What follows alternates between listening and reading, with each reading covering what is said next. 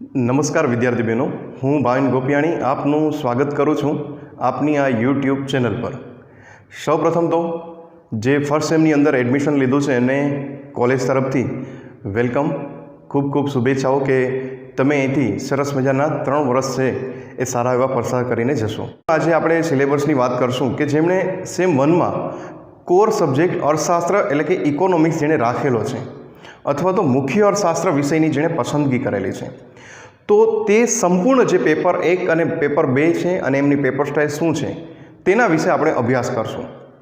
હવે ખરેખર તો તમારા થોડાક નસીબના કારણે કે આટલા સમયમાં આવું ક્યારે બન્યું નહોતું તમારી સાથે 1 થી 12 ધોરણમાં પહેલી વખત એવો ટૉપિક આવ્યો કે આપણે રિઝલ્ટ આવી ગયું છે અને કોલેજમાં જવા માટે પણ થનગનીએ છે, પણ કોલેજ છે એ હજી શરૂ નથી થઈ, કારણ કે કોવિડ-19 જે પેન્ડામિક છે એના કારણે ઘણા બધા જે છે એ ઇફેક્ટ થઈ છે। આપણે પણ અર્થશાસ્ત્રના વિદ્યાર્થીઓ છીએ હવે, એટલે અર્થશાસ્ત્રમાં આ વસ્તુ છે એ આવનારા સમયમાં આપણે ભણવાની જ છે। કોવિડ-19 પેન્ડામિક એમની ઇફેક્ટ શું છે ઇકોનોમીની અંદર એ પણ આપણે પણ જોવાનું છે। તમે પણ ઘરે બેઠા છો, અત્યારનો એવો સમય છે કે આપણી પાસે બીજું કંઈ જ વર્ક નથી, તો આ વર્કની સાથે કંઈક એવા મુદ્દાઓ પણ સાથે સાથે રાખીએ જે બજારની અંદર, જે ન્યૂઝપેપરની અંદર, જે મીડિયાની અંદર આવે છે તેને નોટ કરતા રહીએ। સમય એવો છે કે ઘરે છો તો ઘણા બધા પ્રશ્નો થાય કે સાહેબ હવે અમારું કોલેજનું જે એડમિશન છે એ થઈ ગયું છે, પરંતુ વિષય છે એ કયા છે અને એ વિષયની સાથે કયા કયા ટૉપિક અમારે ભણવાના છે, તો એ બધા જ પ્રશ્નોનું નિરાકરણ લાવવા માટે જ હું આવી ગયો છું તમારી સામે। અને હજી પણ કંઈ પ્રશ્નો હોય, કદાચ પેપર 1, 2 અને પેપર સ્ટાઇલ સમજાવ્યા બાદ પણ આપણા વિષયનો જે કંઈ પ્રશ્ન હોય એ આપણા વોટ્સએપ ગ્રુપ છે જ, એમાં પ્રશ્ન મૂકી શકો છો આપ, એમાં હું બનશે તો આપને જવાબ આપવાનો પ્રયત્ન કરીશ। તો આજે સંપૂર્ણ અભ્યાસક્રમ છે તેના વિશે આપણે સૌપ્રથમ ચર્ચા કરીએ। તો પેપર નંબર 1 ઉપર જઈ, પેપરનું નામ છે પ્રારંભિક અર્થશાસ્ત્ર। આ પેપરમાં આપણે 4 જુદા જુદા યુનિટ જોવાના છે, યુનિટ 1, યુનિટ 2, યુનિટ 3 અને યુનિટ 4। એમાં સૌથી પહેલું યુનિટ છે યુનિટ નંબર 1। આ યુનિટનું નામ છે અર્થશાસ્ત્રનો પરિચય। આપણે જ્યારે કોલેજમાં આવ્યા છે, આપણું પહેલું પેપર છે એનું નામ જ એ છે કે અર્થશાસ્ત્રનો પરિચય। તો અર્થશાસ્ત્રનો પરિચય મેળવવો છે ત્યારે એના મહત્ત્વના 3 ટૉપિક આપણી સામે આવે છે। ટૉપિક 1 પહેલો છે 1.1, જેમાં અર્થશાસ્ત્રનું સ્વરૂપ, કાર્યક્ષેત્ર અને મહત્ત્વ આપેલું છે। બીજો પોઈન્ટ છે 1.2, જેમાં આર્થિક વિશ્લેષણની પદ્ધતિઓ જોવાની છે, જેમાં સ્થિર અર્થશાસ્ત્ર અને ગતિશીલ અર્થશાસ્ત્ર વિશે અભ્યાસ કરશું। અને બીજું છે એકમલક્ષી અર્થશાસ્ત્ર અને સમગ્રલક્ષી અર્થશાસ્ત્ર। તો આ 1.2માં આ પોઈન્ટ જોશું। 1.3ની અંદર અર્થશાસ્ત્રની વ્યાખ્યાઓ જોવાની છે, માર્શલ, એડમ સ્મિથ અને રોબિન્સન આ ત્રણેયની વ્યાખ્યા જોઈ અને તેનું મૂલ્યાંકન કરવાનું છે કે અર્થશાસ્ત્રમાં તેણે જે સિદ્ધાંતો આપ્યા છે એ કઈ રીતના કામ કરે છે। ત્યાર પછી છે યુનિટ નંબર 2। આ યુનિટમાં અર્થશાસ્ત્રના જે પાયાના ખ્યાલો છે તેના વિશે આપણે ચર્ચા કરવાની છે। હવે એ પાયાના ખ્યાલો કયા કયા છે, તો અહીંયા 3 મુદ્દાઓ આપણી સામે આવશે આમાં। પહેલું છે 2.1, આર્થિક અને બિન આર્થિક પ્રવૃત્તિઓ। અર્થતંત્રમાં 2 જાતની પ્રવૃત્તિ હોય છે, એક આર્થિક જેમાં વળતરની ઉપેક્ષા હોય છે અને બીજી બિન આર્થિક જેમાં આપણે વળતરની ઉપેક્ષા નથી રાખતા। તો 1 પોઈન્ટ આ છે। 2.2 પોઈન્ટ જોવાનો છે આપણે, જેમાં છે સંપત્તિ અને કલ્યાણ, વસ્તુ અને સેવાઓ, ઉત્પાદન અને પુરવઠો માંગ। આ મુદ્દાઓ છે એ આપણે 2.2માં જોવાના છે। ત્યાર પછી છે 2.3માં જમીન, મૂડી, શ્રમ અને નિયોજક। આ અર્થતંત્રમાં ઉત્પાદન જે વસ્તુ થાય છે તેના મહત્ત્વના 4 સાધનો છે। કોઈ પણ વસ્તુનું સર્જન છે ને એ આ 4 સાધનો દ્વારા જ કરવામાં આવે છે, તો એ છે આપણે 2.3માં જોવાનું છે। યુનિટ 3ની વાત કરશું, જેમાં માંગ અને પુરવઠાનું જે વિશ્લેષણ છે તેની વાત કરશું। પહેલો જ મુદ્દો છે 3.1, તૃષ્ટિગુણ, તેનો અર્થ અને તેના પ્રકારો। તૃષ્ટિગુણ મિત્રો, તમે 11માં આ શબ્દથી વાકેફ થયા છો, સંતોષ। તો અહીંયા આપણે એ સંતોષની વાત કરશું, કઈ રીતના આપણે પ્રાપ્ત થાય છે। 3.2માં જોશું ઘટતા સીમાંત તૃષ્ટિગુણનો નિયમ। સંતોષ કેમ ઘટે છે તો એના માટેનો જે નિયમ છે એની પણ આપણે ચર્ચા કરશું। 3.3 માંગનો નિયમ, આખું 11માં ચેપ્ટર જોઈ ગયા છે, તો એ માંગનો નિયમ છે એ જોશું। ત્યાર પછી 3.4માં માંગની મૂલ્ય સાપેક્ષતા, તેનો અર્થ, પ્રકાર અને તેને અસર કરતા પરિબળો। આ 3 મુદ્દાઓ છે એ આપણે આ જગ્યાએ જોવાના છે।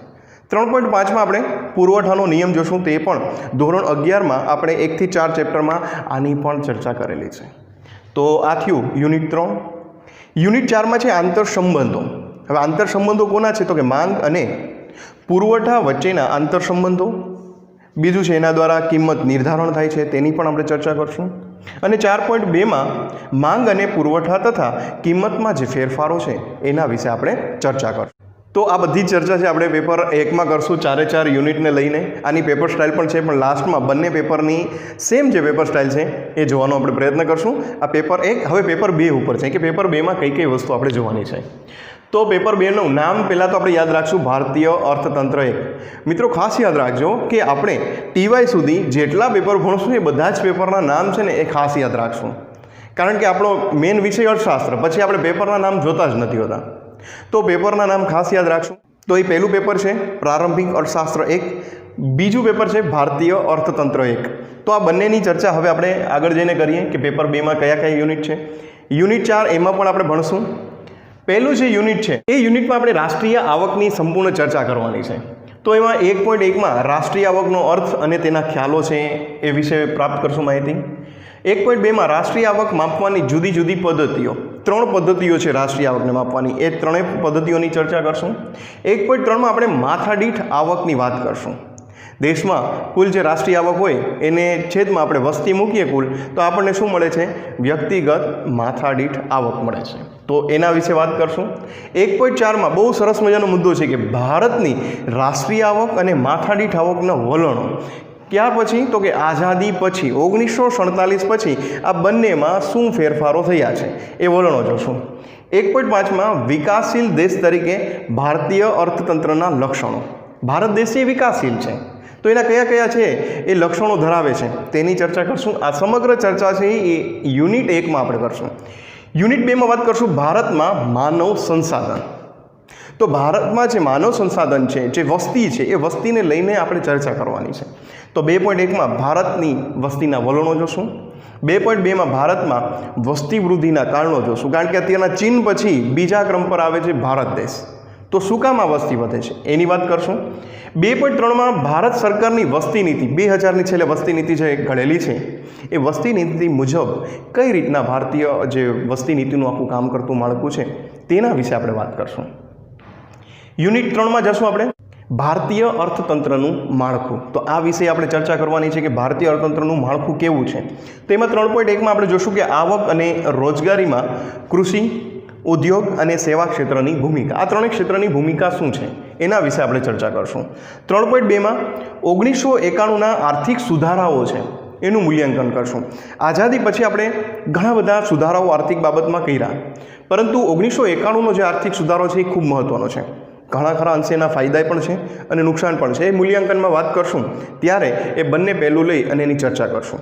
એમાં આપણે 3 મુદ્દા જોવાના છે: ઉદારીકરણ, ખાનગીકરણ અને વૈશ્વિકીકરણ. આ 3 ટોપિક છે એ અહીંયા ચર્ચા કરવાની આપણે રહેશે. ત્યારબાદ છે યુનિટ 4 ભારતીય કૃષિ. ભારત છે એ ખેતી પ્રધાન દેશ છે, તો આપણે આખો એક યુનિટ છે એનું પણ ભણશું. ખેતી પ્રધાન દેશ છે એ શું કામ છે, એની પાછળના પરિબળો કયા છે, આવી વસ્તુની વાત કરશું. તો 4.1માં સૌ પ્રથમ જ મુદ્દો છે કે ભારતમાં કૃષિ અને તેનું મહત્ત્વ.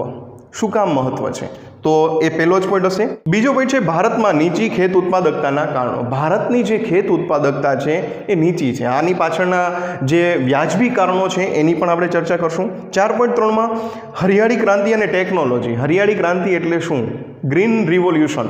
આની ચર્ચા પણ આપણે કરવાની છે. અગાઉ તમે ધોરણ 9થી સમાજમાં ક્યાંક ને ક્યાંક કરો છો. 11-12માં અર્થશાસ્ત્રની સાથે બીજા કોઈ શાસ્ત્રમાં પણ આપણે હરિયાળી ક્રાંતિ એવો શબ્દ સાંભળેલો છે, તો તે વસ્તુની પણ ચર્ચા કરવાની છે. 4.4 હરિયાળી ક્રાંતિનો અર્થ અને તેની વ્યાખ્યા પણ આપશું. 4.5માં ભારતમાં હરિયાળી ક્રાંતિના જે નિર્ધારક પરિબળો છે તેના વિશે વાત કરશું. અને 4.6 જે ટોપિક છે એમાં ભારતમાં હરિયાળી ક્રાંતિનું મૂલ્યાંકન કરશું. તો મિત્રો પેપર 2 આપણું કંઈક આ ટાઈપનું ભારતીય અર્થતંત્ર છે, અને પેપર 1 પ્રારંભિક અર્થશાસ્ત્ર છે એ આ ટાઈપનું આપણે ચર્ચા કરવાની છે. તો પેપર 1 અને 2નો સંપૂર્ણ અભ્યાસક્રમ હવે તમારી પાસે આવી ગયો છે. મેં લગભગ ટોપિકની જે ચર્ચા કરાવી ને એ તમે ધોરણ 11 અને ધોરણ 12 અર્થશાસ્ત્રનું પાઠ્યપુસ્તક ક્યાંક ઓપન કરો તો તમને આવે, અને તમારી પાસે કદાચ ફિઝિકલ પુસ્તક ન હોય, તમને જોતું હોય તો પાઠ્યપુસ્તક મંડળમાં પણ છે, અને કદાચ વધારે વિશેષ જરૂર હોય તો હું ગ્રુપમાં પણ મૂકીશ, એટલે તમે ડાઉનલોડ પણ કરી અને આ પેપરને રીડ કરી શકો. અને હા, તમારી પાસે જો ફિઝિકલ હાથમાં જ બુક હોય તો એ તો ગ્રેટ રહેશે, કારણ કે એમાંથી તમે સારું એવું વાંચન કરી શકશો. એ સિવાય આપણા બંને 1 અને 2 પેપર છે એ PDF ફાઇલમાં છે જ. હું બનશે તો ઝડપથી જ તમને મૂકી દઈશ ગ્રુપમાં, જેથી કરી અને આપણે આવનારા જે કંઈ ટૉપિકની ચર્ચા કરીએ તો તમારી પાસે એનું મટીરિયલ સામે હોય તો તમને મજા આવશે. તો બંનેની એની ઝેરોક્ષ નીકાળી લેજો, એટલે બંને પેપર અને 1-2 આપણી પાસે આવી જશે. તમે જે અર્થશાસ્ત્ર વિષયની પસંદગી કરી છે એ બદલ આપને ખૂબ ખૂબ અભિનંદન. આપણે 3 વર્ષ સુધીનો સારો એવો મેળાપ લઈને આગળ જશું. COVID-19 પેન્ડામિક છે એટલે થોડોક સમય આપણે ઘરે રહી અને ઘરેથી જ અભ્યાસ કરવાનો અને સારો એવો અભ્યાસ કરવાનો જે છે એ પ્રયત્ન કરશું, સફળ પ્રયત્ન કરશું. ભલે તમે અને અમે કોલેજ અને ઘર વચ્ચે ઘણું બધું અંતર છે, પરંતુ આ જે ઓનલાઈન માધ્યમ છે એના કારણે જે ડિસ્ટન્સ છે એ ઘણું બધું ઘટી ગયેલું છે. તો બધા જ લેક્ચરને તમે રોજબરોજ જ્યારે પણ મુકાય ત્યારે ખાસ રીડ કરજો, જેથી કરી જેમ અભ્યાસક્રમની માહિતી મળી તેમ બીજા ટૉપિકની પણ માહિતી રહે. હવે આપણે છેલ્લા ટૉપિકની વાત કરશું કે આખી પેપર સ્ટાઇલ, તમારો જે પેપરનું માળખું છે એ કયા પ્રકારનું છે, તો તેની પણ માહિતી છે આપણે આજે લઈ લઈએ. તો જે પેપર સ્ટાઇલ છે એની વાત કરશું મિત્રો, પેપર 1 અને પેપર 2ની. તો બંનેની પેપર સ્ટાઇલ કંઈક આ પ્રકારની તમારી સામે આવશે. હવે પેપર સ્ટાઇલ મુજબ જોઈએ કે કુલ ગુણ આપણા હંમેશા પેપરમાં 100 ગુણનું જ હોય પેપર. હવે 100માં ડિવાઈડ છે. 70 ગુણ છે એ લેખિત છે, આપણે જે ફિઝિકલ પરીક્ષા આપવાની છે, પ્રશ્નો લખવાના છે. અને 30 ગુણ છે એ આંતરિક ગુણ છે, કોલેજ તરફથી પ્રોફેસરો તરફથી તમને મૂકવામાં આવે છે. તો એ ગુણ શેના હોય છે? તમારી હાજરીને બાબતમાં લઈને ઇન્ટરનલ માર્ક હોય છે, તમે કેટલું બધું આમાં વર્ક, એ બધું જ વર્ક છે એનું નિરીક્ષણ થાય છે અને એ મુજબ આંતરિક મૂલ્યાંકન તમારું થતું હોય છે. તો મેઇન તો આપણે 70 ગુણ તરફ જ આગળ વધવાનો પ્રયાસ કરવાનો છે, કારણ કે પેપર 1 અને પેપર 2 તરફ જે આપણે સિલેબસ જોયો એ મુજબ જ એના પ્રશ્નો જોવાના છે. તો અહીંયા જોઈ શકો છો આપણે હવે 5 જ પ્રશ્નો ટોટલ પૂછાશે, અને એ 5 પ્રશ્નો છે એ સૌથી 4 પ્રશ્નો યુનિટ 1, 2 અને 3 ને 4 બંને પેપરમાં 4 યુનિટ જોયા એ મુજબ જ 4 પ્રશ્નો હશે.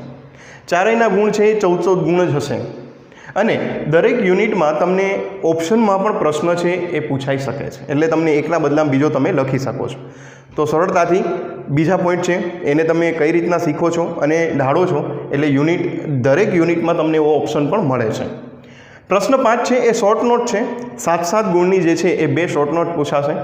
એના ટોટલ 14 ગુણ હશે ને 4માંથી કોઈ પણ યુનિટમાં હશે. બનશે તો અગાઉના જે પેપર છે એ પણ એકવાર આપણે આખા વિડિયોલાઇઝેશન કરાવશું, જેથી કરી અને તમને પેપરના કેવા પ્રશ્નો હોય છે તેનાથી પણ વાકેફ થાવ. તો મિત્રો, આજથી આપણી શુભ શરૂઆત પણ થઈ ગઈ છે. તો ઝડપથી અભ્યાસક્રમ છે એ પૂરેપૂરો રીડ કરી એક બુક્સની અંદર નોટ કરી લેજો, જેથી કરી અને જેમ જેમ સમય જાય એમ બધા જ મુદ્દાઓ આપણે ક્લિયર કરવાનો પ્રયત્ન કરશું. અને મેં આગળ પણ તમને કીધું કે કદાચ તમને કંઈ પ્રશ્ન હોય તો પ્રશ્ન જરૂરથી વોટ્સએપ ગ્રુપ છે આપણા, એમાં પૂછજો. પણ પ્રશ્ન છે એ વ્યાજબી કારણવાળો હોવો જોઈએ, કે કોઈ અભ્યાસક્રમને લગતો જ હોવો જોઈએ, અથવા પેપર સ્ટાઇલને લગતો કાંઈ હોય તો એનો જવાબ આપવાનો હું જરૂરથી આપને પ્રયત્ન કરીશ. તો ફરી પાછા જ હવે આપણે એક નવા જ યુનિટમાં જશું અને નવા ટૉપિક સાથે જ ચર્ચા કરશું. તો ત્યાં સુધી જય હિન્દ, જય ભારત.